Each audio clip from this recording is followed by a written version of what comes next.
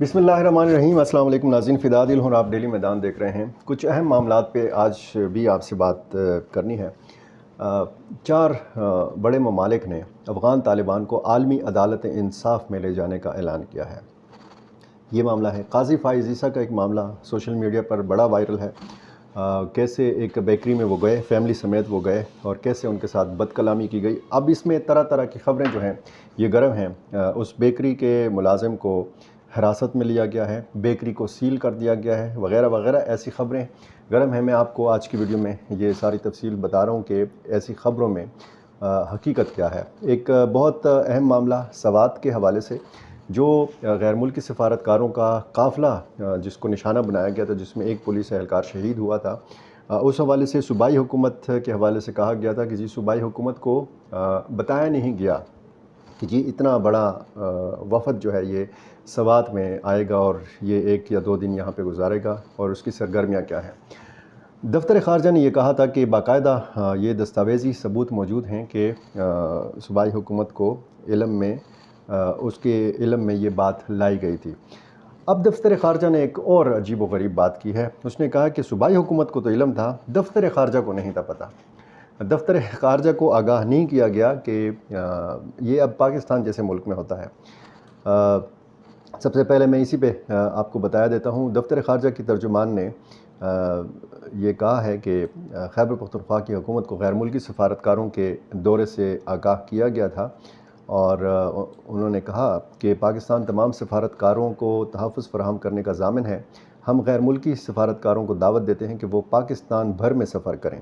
तर्जुमान दफ्तर ख़ारजा मुमताज़ ज़हरा बलोच ने media briefing में कहा कि सिक्योरिटी एजेंसीज़ इस वाक़े की तहकीकात कर रही हैं। मालूम जबा वाक़े में गफलत बरतने पर सख्त एक्शन लिया जा रहा है। तर्जुमान ने कहा कि वज़ारत ख़ारजा को इस हवाले से इत्तला ना देने का सख्त नोटिस लिया जा रहा है। सफारतकारों के दौरे के हवाले से खैबर पख्तूनख्वा हुकूमत को इत्तला दी गई थी। हमारे पास इसके हवाले से दस्तावेज़ी सबूत मौजूद हैं। KP हुकूमत को ख़त लिखा गया था। कुछ सफ़ीरों ने इनफरादी तौर पर वज़ारत ख़ारजा से राब्ते करके अपने सफ़र से मुतल्लिक़ आगाह किया था। तर्जुमान का मज़ीद कहना था कि इस्लामाबाद चैम्बर ऑफ़ कॉमर्स ने गैर मुल्की सफ़ीरों के दौरे के बारे में आगाह नहीं किया था।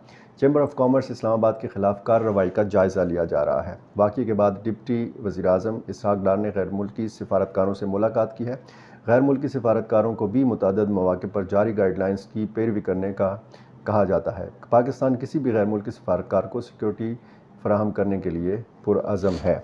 ये जनाब मामला है और अब देखना यह है कि उस इंक्वायरी का क्या नतीजा बरामद होता है, जिसका ऐलान वज़ीर आला खैबर पख्तूनख्वा अली अमीन गंडापुर ने किया है।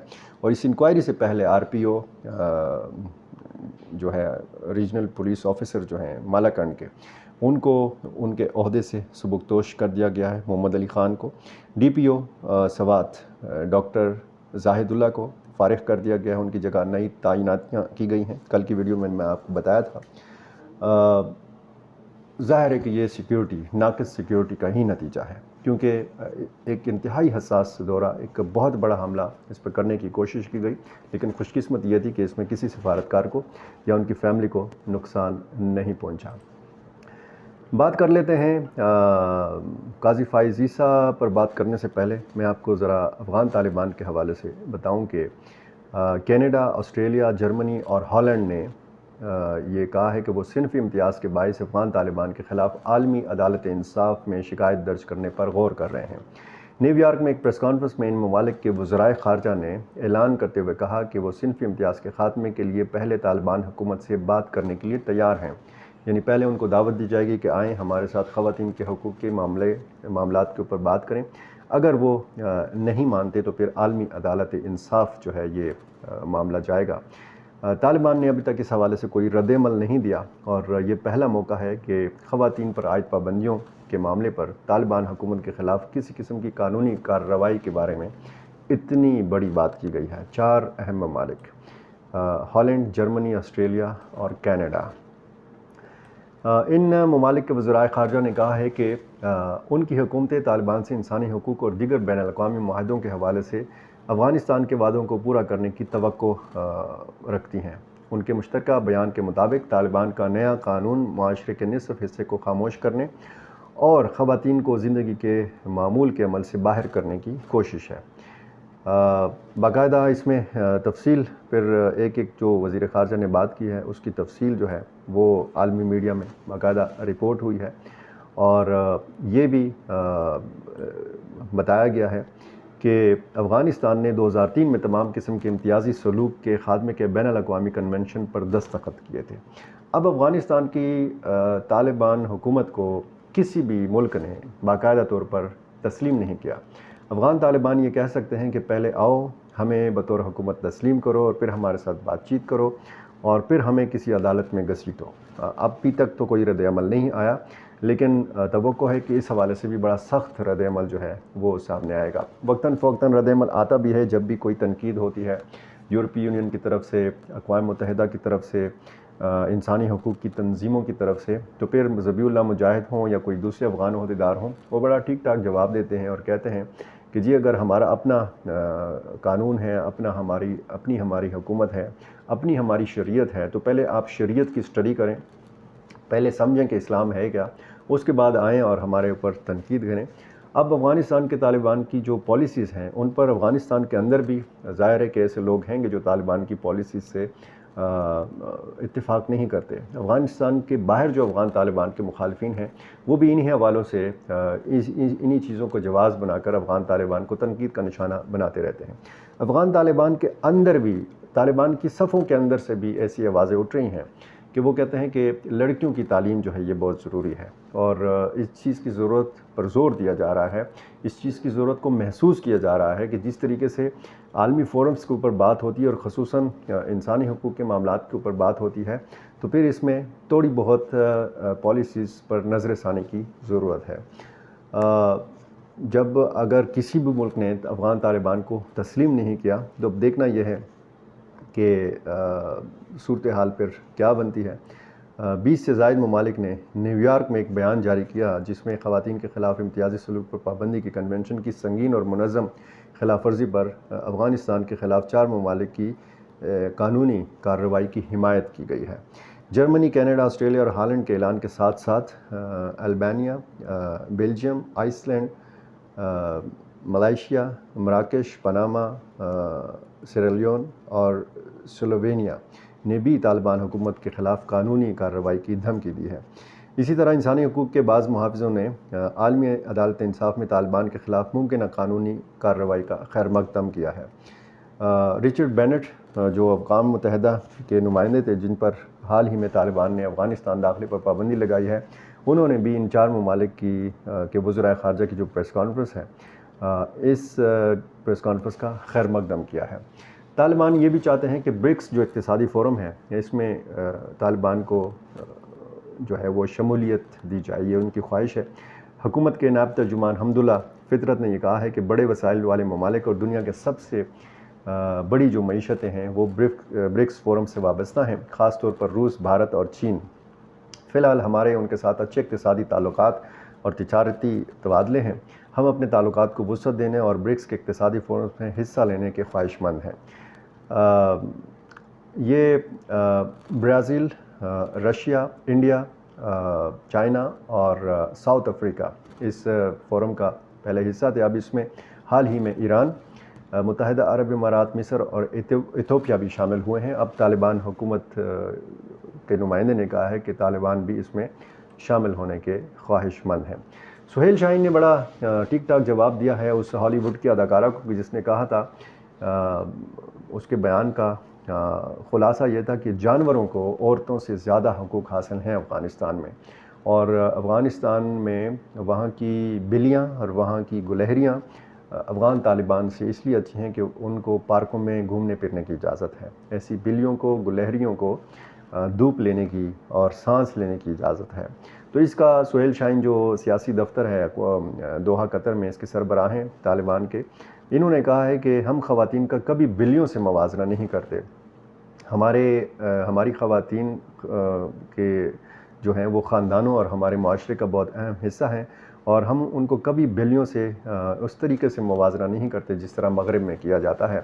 اور یہ بڑا ٹھیک ٹھاک اس کو جواب دیا گیا ہے اس اداکارہ کو۔ قاضی فائز عیسیٰ والے معاملے پر آتے ہیں۔